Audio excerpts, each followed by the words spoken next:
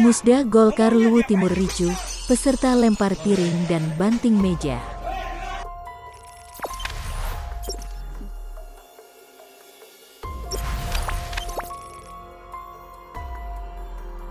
Musyawarah Daerah, Musda, 4 Dewan Pimpinan Daerah, DPD, Partai Golkar Kabupaten Luwu Timur, Sulawesi Selatan, berakhir ricuh.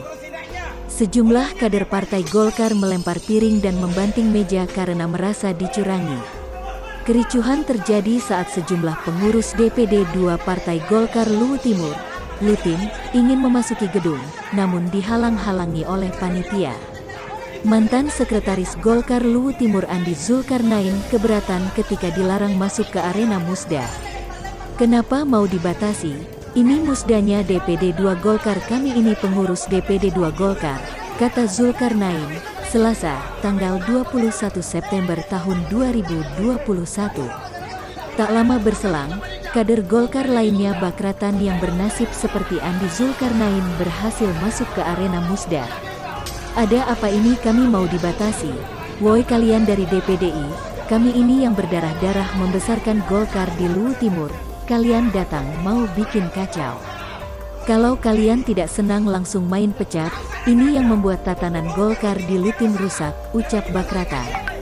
Selain itu, pimpinan kecamatan, Pincam, Nuha Partai Golkar Denis nyaris terlibat adu fisik dengan anggota Golkar lainnya.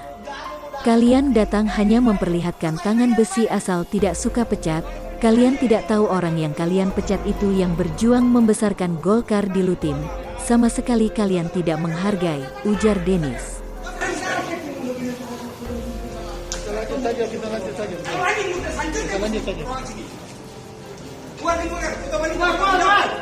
Bertanggung jawab kalau ini cara apa ini? Sini kita aku semua tidak ada masalah. Nanti dari kita sana baru ada begini. Apa mau datang ini dari jemaah tuh di Timur? Tahu saya keluar.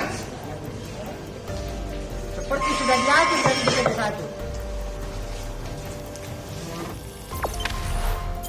1. Jangan lupa subscribe, share, komen, dan like ya.